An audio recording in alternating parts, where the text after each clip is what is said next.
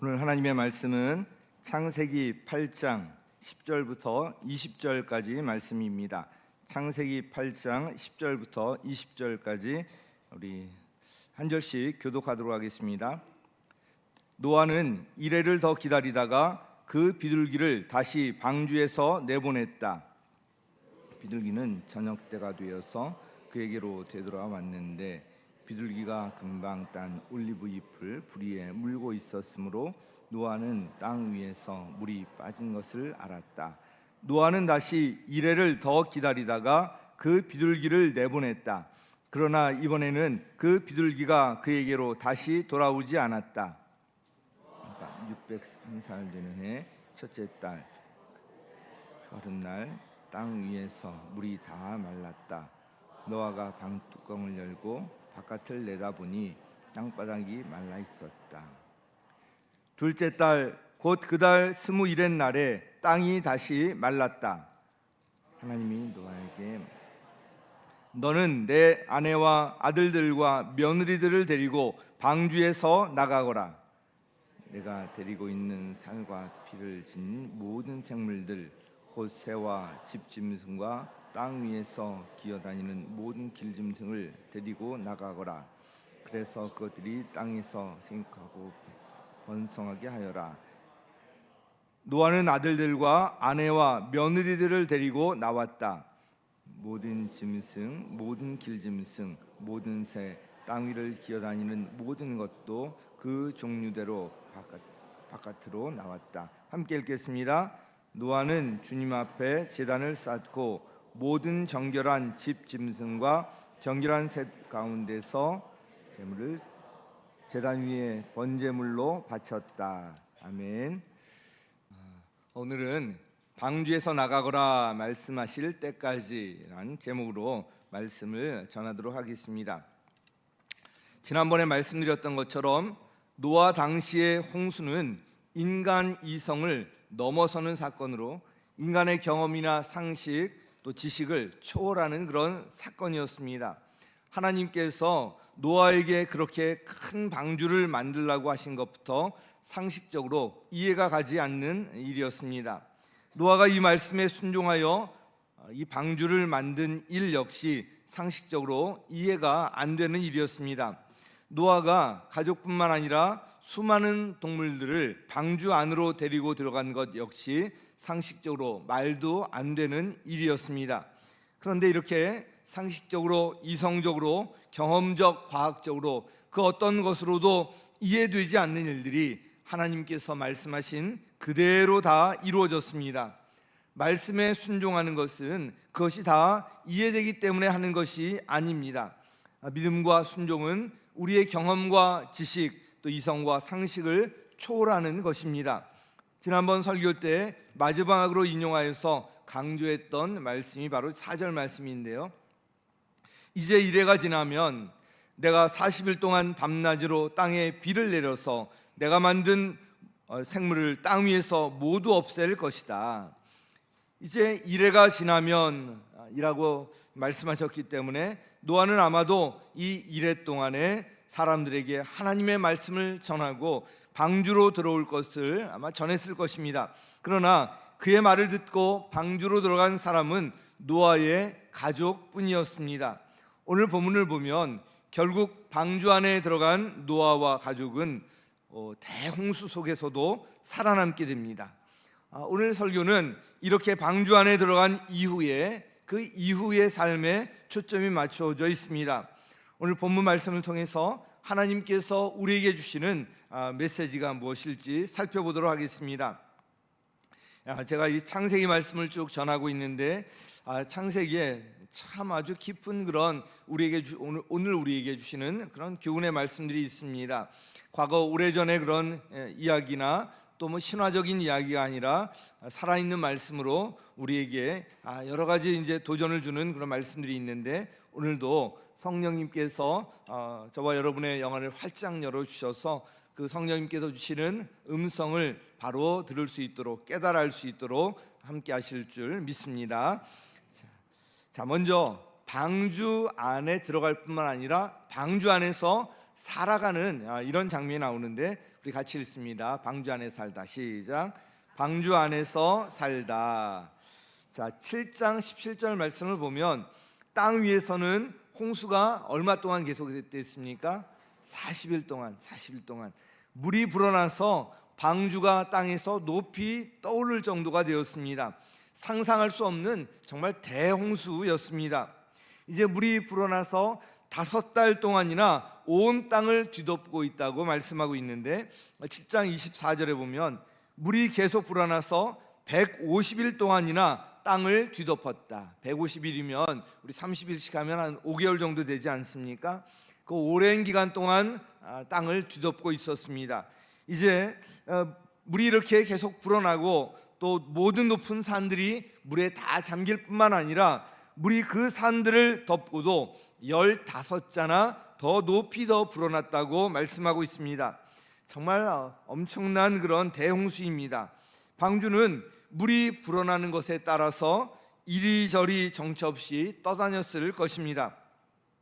이제 비가 그치고 물이 줄어들기 시작했지만 워낙 물이 불어났었기 때문에 물이 빠지는데도 시간이 오래 걸렸습니다. 자, 3절 말씀 같이 읽습니다. 시작. 땅에서 물이 줄어들고 또 줄어들어서 150일이 지나니 물이 많이 빠졌다. 자, 이제 150일은 5개월 동안 물이 계속 빠집니다. 여기에 나오는 그런 기간을 다 이렇게 계산해 보면 노아가 방주 안에 있던 기간은 약 1년 10일 정도 됩니다. 약 1년 정도 되는데 방주 안으로 들어가면 모든 것이 다 해결될 줄 알았는데 방주 안에서 살아가야 하는 그 일이 기다리고 있었습니다. 방주를 만들고 방주로 들어가는 것, 이거는 정말 믿음의 결단을 요구하는 일이었습니다. 이렇게 큰 방주를 만드는데 얼마나 에너지가 소요되겠습니까? 또 아직 비도 오르지 않는데 그런 방주를 만들고 방주로 들어가는 것, 정말 큰 믿음의 결단이 필요한 일이었습니다. 자, 방주 안으로 그래서 결단하고 들어갔는데 이것이 끝이 아닙니다. 이제 방주 안에서 1년여 살아가야만 했습니다. 방주 안에서 살아가는 일이 결코 쉬운 일은 아니었을 것입니다. 약 1년 동안이나 노아는 가족들뿐만 아니라 온갖 종류의 짐승들과 함께 살아가야 했습니다. 이들과 함께 살아가야 할 일이 막막했을 것입니다. 물이 계속 불어나서 5개월 동안이나 땅을 온통 뒤덮고요, 방주가 정처 없이 이리저리 떠돌아다닐 때 방주 안에서 노아가 얼마나 두려웠겠습니까? 물이 빠질 때도 마찬가지였을 것입니다. 방주 안에서 약 1년 동안 살아갈 일이 막막했을 것이고요, 홍수가 언제 끝날지, 물이 언제 빠질지 방주 안에서 알 수 없는 상황이었기 때문에 더 불안하고 두려웠을 것입니다. 환경적으로나 상식적으로 볼 때 방주 안에서 그 수많은 동물들과 함께 1년 동안이나 살아가는 것, 이것은 사실 불가능한 일로 보입니다. 그 안에서 살아가면서 얼마나 걱정과 두려움이 있었겠습니까? 그러나 그 안에서의 삶에는 노아 혼자만이 아니라 바로 그 삶에 주님께서 함께 하셨습니다. 믿음으로 방주를 만들고 믿음으로 방주 안으로 들어간 노아가 사는 길 역시 방주 안에서 믿음으로 살아가는 것이었습니다. 방주 안에서의 삶은 구원받은 이후의 성도의 삶을 보여주고 있습니다. 방주에 들어간 것으로 끝나는 것이 아닙니다. 그 안에서, 방주 안에서의 삶이 기다리고 있습니다. 방주 안에서의 삶의 과정 속에 여러 가지 어려운 일들이 있었을 것이지만 그 과정 속에서 노아는 하나님의 도우심을 받으며 하나님을 더 가까이 경험할 수 있었을 것입니다. 구원받은 성도의 삶도 마찬가지입니다. 이와 관련해서 생명의 삶을 수강한 분들은 기억하시겠지만 구원에는 3가지 단계가 있습니다. 이 말조차 기억이 안 난다, 그럼 오늘 개설되는 생명의 삶에 다 들어오셔야 돼요. 나 생명의 삶 수강했어, 이런데도 이게 기억 안 난다, 들어오셔야 돼요. 가장 강조해서 기초적으로 말씀드렸는데 기억이 안 나면 다 들어오셔야 돼요. 자, 우리 빌립보서 2장 12절 같이 읽겠습니다. 시작. 그러므로 사랑하는 여러분, 여러분이 언제나 순종한 것처럼 내가 함께 있을 때뿐만 아니라 지금과 같이 내가 없을 때에도 더욱더 순종하여서 두렵고 떨리는 마음으로 자기의 구원을 이루어 나가십시오. 자, 여기 보면 어떻게 돼 있어요? 자기의 구원을 이루어 나가라고 하고 있어요.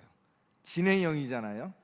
아니, 내가 구원받았는데 뭘 또 구원을 이루어 나가라고 하나, 이런 의문이 드시는 분들 생명의 삶에 들어오셔야 될 분들이에요. 다. 자, 우리 생명의 삶에서 말씀드렸죠. 우리 구원의 세 가지 단계가 있다는 거 말씀드렸죠. 먼저 받은 구원이 있고요, 또 받는 구원이 있고요, 또 앞으로 받을 구원이 있습니다. 제가 자세히 이 시간에 말씀드리지 시간이 없고요. 생명의 삶에 들어오시면 다 말씀을 드리도록 하겠습니다. 자, 이 이루어가는 구원, 이 구원의 단계가 있거든요. 이게 바로 구원받은 이후의 삶이고요. 이걸 신학에서는 성화의 이제 과정이라고 이야기합니다. 우리가 예수님을 영접함으로 구원을 받습니다. 그래서 우리가 지금 당장 죽어도 천국에 갈 확신이 있는가? 바로 이 구원에 대해서 말씀하는 거예요. 그런데 그것으로 끝이 아닙니다. 우리가 이루어 가야 할 구원이 있습니다. 오늘 본문의 말씀에 보면 두렵고 떨리는 마음으로 구원을 이루어가라고 하고 있습니다. 구원받은 이후 우리의 이 삶이, 구원을 이루어 나가는 이 과정이 얼마나 소중한지 알 수 있는 말씀입니다. 구원받은 자답게, 하나님의 자녀답게 이 시대의 풍조를 따라서 휩쓸려 사는 것이 아니라 하나님의 뜻을 분별하면서 예수님을 닮아가며 살아가는 것입니다. 한마디로 예수님의 제자로서의 삶이에요. 쉽지 않지만 이것이 바로 구원의 길이고요, 좁은 길이지만 이것이 바로 생명의 길입니다. 여러분, 이 구원받은 이후에 혹시 이렇게 제자로서의 삶을 살고 계십니까? 구원을 이루어 나가는 이것을 정말 두렵고 떨리는 마음으로 그렇게 하고 계십니까? 우리가 돌아볼 일입니다. 이 과정을 돕기 위해서 우리가 예배를 드리고요, 목장 모임으로 모이고요, 세겹줄 특별 새벽 기도회 언제부터 시작됩니까? 내일부터 시작이 돼요. 세겹줄 특별 새벽 기도를 하고 생명의 삶 등 삶 공부를 하는 것입니다. 지난번에 우리 목자 목녀 수련회 때 열린문 교회 백남준 목자님, 이분이 장로님이신데 이분이 오셔서 이제 간증을 하셨습니다. 이미 5번인가 분가를 하고 또 다른 분가를 또 기다리고 있고, 그 목장을 통해서 수많은 그런 영혼들을 구원하고 우리 아이들을 또 올리브 블레싱 통해서 계속 세워나가고 정말 도전이 되는 그런 이제 간증을 해주셨는데, 그런 이제 열매도 열매지만 저에게 가장 도전이 되었던 것은 우리 열린문 교회가 원래 이문동, 서울 이문동에 있다가 이제 양주로 이전을 했거든요. 그래서 많은 그 성도들이 여전히 열린문 이문동 근처나 서울에 살고 있었는데 그 양주까지 교회를 왔다 갔다 하는 것이 참 쉽지 않은 일이었을 것입니다. 근데 이 백남준 목사님은 이문동 여기에서 양주까지, 지금은 조금 빨라졌지만 당시 한 50분 정도 거리인데 매일 새벽 기도를 가셨대요. 1년 4개월 동안 매일 새벽 기도 가시고요, 결국에는 그 양주로 이사 가서 새벽 기도를 계속 이어가고 그 양주에서 많은 그런 영혼들을 구원하는 이런 이제 일들을 하고 계셨는데, 역시 그 바탕에 있는 것이 이 기도와 말씀이 있었다는 것을 정말 이렇게 도전을 받고 참 감동이 되었습니다. 사람의 능력으로 어떻게 저렇게 할 수 있을까? 결국 하나님께서 하셔야 되는데 그를 위해서 필요한 것이 바로 이 기도라는 것입니다. 새벽 기도에 새벽 3시에 일어나서 양주까지 가서 매일매일 새벽 기도하고, 이분이 직장 생활하는 분인데 끝나고 나서 바로 직장으로 출근하고 이렇게 하셨다는 그런 간증을 들었습니다. 내일부터 하는 그 세겹줄 특별 새벽 기도회, 우리 교회 전에는 40일 특별 새벽 기도회 이렇게 이제 여러 번 하기도 했었는데, 정말 특별 새벽 기도회답게 집중적으로 한번 기도해 보자. 이래서 우리 상반기에 일주일, 하반기에 일주일, 그렇게 특별 새벽 기도회 해오고 있습니다. 내일부터 한 주간 동안 세겹줄 특별 새벽 기도회가 열리는데, 다른 때는 몰라도 이 세겹줄 특별 새벽 기도회 특세 일주일 동안은 좀 나와야 하지 않겠습니까? 이것이 우리 믿는 성도로서, 우리 옥수교회 공동체원으로서 당연한 일 아니겠습니까? 집이 먼 분들도 이 특별 새벽 기도회 동안은 다 나오시기 바랍니다. 양주에서 이사가서 열민교회에 가보면 특별 새벽 기도회, 우리와 같은 세겹줄 특별 새벽 기도회에 거의 전 성도가 나와요. 거의 전 성도가 나와요. 장로님들이 그 앞에서 다 안내를 하시고요. 너무 참 보기에 참 아름다운데, 우리 교회도 좀 이렇게 되었으면 좋겠다는 그런 소원이 들었습니다. 그 목사님의 간증을 들으면서 우리 교회도 정말 지금까지 오면서 정말 헌신하고 훌륭한 그런 우리 성도님들이 참 많고, 제가 굉장히 자랑스럽게 여기는데, 우리가 이 코로나19 지나면서 이제 회복해야 할 것이 이 기도입니다. 이 기도에 하나님 앞에 다시 무릎 꿇어야 하고요. 그래서 기도에 대한 도전을 가지고 저 역시도 더욱 이제 기도하기로 결단을 하게 되었는데, 내일부터 시작되는 세겹줄 특별 새벽 기도회, 이번에는 정말 집이 멀더라도 한번 좀 피곤하더라도 하나님 앞에 나와서, 하나님께서 이 기도를 얼마나 기뻐 받으시겠습니까? 정말 너무나도 집이 먼 분들 단 하루라도 나오셔서 우리가 함께하는 것에 참 너무나도 중요한 의미가 있다는 생각이 듭니다. 세겹줄 특별 새벽 기도 꼭 하시고요. 우리 이번에는 정말 전 성도가 같이 하셨으면 좋겠습니다. 그리고 이 생명의 삶 역시 주일날 가장 제가 다른 사역으로 바쁜데, 여기에 이제 시간을 내어서 드리는 것이 조금이라도 많은 성도님들이 여기에 참여하실 수 있도록 그렇게 한 것입니다. 생명의 삶 오늘 오후 3시에 시작이 되는데, 여기 정말 그동안 듣지 않았던 분들 오늘이라도 그렇게 결단하시고 오시고요. 들은 지 오래된 분들도 꼭 오시기를 정말 간곡히. 이 기도와 이 말씀이 빠지면 우리 신앙생활 제대로 할 수 없고요. 하나님을 경험하는 것도 이것은 우리와 상관없는 일이 됩니다. 이 기도하는 일, 또 이 말씀 공부하는 일, 여기에 꼭 우선위를 두고 이번에 꼭 같이 하시길 바라겠습니다. 네, 그러길 바라겠습니다. 네, 아멘. 이렇게 한번 해봅시다. 사랑하는 성도 여러분, 우리가 예수님의 제자로서, 그리고 예수님의 이 제자가 되기 위해서 이 길을 제가 읽었던 말씀에 두렵고 떨리는 마음으로 한번 이루어 가봅시다. 그러면서 하나님께서 어떻게 일하시는지 한번 주시해보고 그것을 경험해보고, 이러면서 우리의 신앙이 정말 뭔가 역동적이고 살아있고 정말 그런 신앙으로 되었으면 좋겠습니다. 두렵고 떨리는 마음으로 이 구원을 이루어 나가야 한다는 것, 방주 안에서의 삶이 우리에게 주는 그런 교훈입니다. 두 번째로는 하나님의 때를 기다리라는 것입니다. 같이 읽습니다. 시작. 하나님의 때를 기다리다. 언제 끝날지 모를 것 같았던 이 홍수가 마침내 그치고 또 물이 빠지기 시작했습니다. 방주 안의 삶은 영원히 지속되는 삶이 아닙니다. 방주에서 나올 때가 오게 됩니다. 우리 1절 같이 읽겠습니다. 시작. 하나님이 방주에 함께 있는 모든 들짐승과 집짐승을 돌아보실 생각을 하시고 땅 위에 바람을 일으키시니 물이 빠지기 시작하였다. 자, 언제 끝날지 모를 것 같은 이 홍수가 이제 끝날 기미가 보입니다.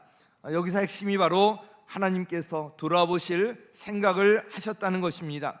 방주 안에서 살아가고 있는 노아와 이 가족들을 하나님께서 잊지 않고 기억하고 계셨다는 것입니다.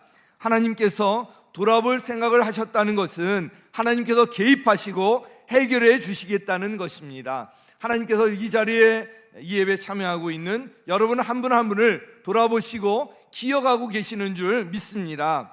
방주 안의 삶이 영원히 계속되는 것이 아닙니다. 하나님께서는 이제 방주 밖으로 나올 것을 예비하고 계셨습니다.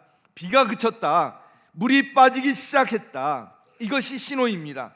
언제 그칠지 모르는 큰 비, 어디까지 불어날지는 모르고 또 언제 빠질지 모르는 이 대홍수, 우리 인생을 살아가면서 우리도 이런 때를 만나기도 합니다. 그런데 이렇게 큰 비가 그치고 물이 빠질 때가 온다는 것입니다. 하나님께서 이 모든 것을 주관하시고 주권적으로 다스리시기 때문입니다. 하나님께서 당신의 백성들, 당신의 자녀들, 성도들을 돌아보고 기억하시기 때문입니다. 사랑하는 성도 여러분, 우리는 그래서 혼자가 아닙니다. 하나님께서는 우리를 절대로 고아처럼 버려두지 않으십니다. 저와 여러분을 기억하시고 돌보십니다. 방주 안에서 어려움을 겪을 때도 하나님께서는 그 자리에 함께 계셨고 마침내 방주 안에서 밖으로 나올 수 있게 준비하고 계셨던 것입니다. 그 과정에서 우리가 기억할 말씀이 있습니다. 우리 10절 같이 읽습니다. 시작. 노아는 이래를 더 기다리다가 그 비둘기를 다시 방주에서 내보냈다. 물이 빠지기 시작했지만, 땅이 마르기 시작했지만 노아는 자기 판단을 따르지 아니하고 방주 안에서 기다렸습니다. 이어지는 12절도 마찬가지예요. 같이 읽습니다. 시작. 노아는 다시 이래를 더 기다리다가 그 비둘기를 내보냈다. 그러나 이번에는 그 비둘기가 그에게로 다시 돌아오지 않았다. 다시 이래를 더 기다립니다. 방주 안에서 지내는 것이 답답했기 때문에 물이 빠졌을 때 노아는 당장 바로 나오고 싶었을 것입니다. 가족들도 마찬가지였을 거예요. 그러나 아직 때가 아니었습니다. 땅이 완전히 마를 때까지, 더 중요한 것은 하나님께서 말씀하실 때까지 더 기다려야 했습니다. 하나님께서 마침내 방주에서 나가라고 말씀하십니다. 이 구절 같이 한번 읽도록 하겠습니다. 15절 16절 시작. 하나님이 노아에게 말씀하셨다. 너는 아내와 아들들과 며느리들을 데리고 방주에서 나가거라. 방주에서 나가거라. 이 말씀을 들었을 때 얼마나 감격스러웠겠습니까? 얼마나 기다리던 말씀이었겠습니까? 오래 기다린 만큼 그 기쁨은 이루 말할 수 없었을 것입니다. 모든 일에 하나님의 때가 있습니다. 그 때를 기다린 것이 너무 오래 걸리는 것 같고 때로는 그 때가 오지 않을 것 같은 생각이 들기도 하지만, 그러나 그 하나님의 때가 반드시 옵니다. 하나님께서는 우리에게 최선의 때, 최고의 것을 가장 좋은 방법으로 주시는 분이십니다. 아멘. 한편 본문에서 우리가 주목할 것이 있습니다. 노아가 아무것도 하지 않으면서 그 하나님의 때만 기다리고 있지 않았다는 것입니다. 노아는 자신이 할 일을 충실히 하고 있었습니다. 방주 안에서 여러 가지 일들이 있었고요, 또 물이 빠졌을 때에도 비둘기를 방주 밖으로 내보내어서 살피는 일을 계속 반복을 했는데, 이것이 바로 우리에게 주는 교훈이 있습니다. 즉 하나님의 때를 기다린다는 것이 아무것도 하지 아니하고 무조건 기다리는 것이 아니라는 것입니다. 즉 하나님의 때를 기다리며 우리가 해야 할 일들, 우리에게 맡겨진 일들을 성실히 임해야 한다는 것입니다. 학생은 학생으로서, 직장인은 직장인으로서, 교회에서 직분자는 직분자로서 현재 자신에게 맡겨진 일에 충실하면서 충성하면서 하나님의 때를 기다리는 것입니다. 믿음은 자기 생각대로 자기의 판단대로 움직이는 것이 아닙니다. 하나님의 때를 기다리는 것입니다. 자, 오늘 본문에서 우리에게 주시는 중요한 메시지와 관련해서 세 번째로, 노아가 방주에서 나오자마자 한 일이 있습니다. 우리 같이 읽습니다. 시작. 네, 아멘. 방주에서 나가라는 하나님의 말씀을 따라 방주 밖으로 나온 노아가 가장 먼저 한 일이 바로 이 주님 앞에 제단을 쌓는 일, 즉 하나님께 예배드리는 일이었습니다. 우리 20절 같이 읽습니다. 시작. 주님 앞에 제단을 쌓고 모든 정결한 집짐승과 정결한 새들 가운데서 제물을 골라서 제단 위에 번제물로 바쳤다. 아멘. 노아가 방주에서 나왔을 때를 한번 상상해 보시기 바랍니다. 아무것도 없는 황폐한 상황이었을 것입니다. 먹을 것을 찾아다녀야 했을 것이고요, 또 거처할 것을 찾아다녀야 했을 것입니다. 그러나 노아가 가장 먼저 한 일은 주님 앞에 제단을 쌓고 제사를 드리는 일이었습니다. 방주 안에 있는 동안에도 하나님과 친밀한 관계 속에서 지냈을 것이고요, 노아가 방주 밖으로 나왔을 때도 그래서 하나님께 가장 먼저 예배를 올려드렸던 것입니다. 노아는 정결한 짐승들 가운데서 가장 좋은 것으로 골라서 제물로 바쳤습니다. 마음을 담아서 정성을 다해 제사를 드렸다는 것입니다. 노아가 올려드린 이 제사를 하나님께서 기뻐 받으시고 노아에게 약속을 주셨습니다. 우리 21절 상반절 같이 읽습니다. 시작. 그 향기를 맡으시고서 마음속으로 다짐하셨다. 주님께서 그 향기를 맡으셨다. 흠향하셨다라고 하죠. 그 향기를 맡으시고서 마음속으로 다짐하셨다. 자, 이 그 향기를 맡으셨다. 또 그 흠향하셨다. 이런 표현은 창세기 전체에서 여기에만 나오는 표현입니다. 하나님께서 이 노아의 제사를 기뻐 받으셨다는 것을 알 수가 있습니다. 우리가 올려드리는 예배 역시 우리가 정성을 다해서 하나님께 예배를 올려드릴 때 주님께서 기뻐 받으실 것입니다. 주님께서 우리 예배를 기뻐 받으시면 그것보다 더 좋은 일이 어디에 있겠습니까? 주님께서는 노아의 제사를 기뻐 받으시고 약속을 주시고 축복하십니다. 우리 21절 하반절 같이 읽습니다. 시작. 다시는 사람이 악하다고 하여서 땅을 저주하지는 않겠다. 사람은 어릴 때부터 그 마음의 생각이 악하기 마련이다. 다시는 이번에 한 것 같이 모든 생물을 없애지는 않겠다. 하나님께서 노아와 가족에게 또 생육하고 번성할 것을 말씀하시고요, 또 그가 올려드린 제사를 흠양하시면서 이 약속의 말씀을 주셨습니다.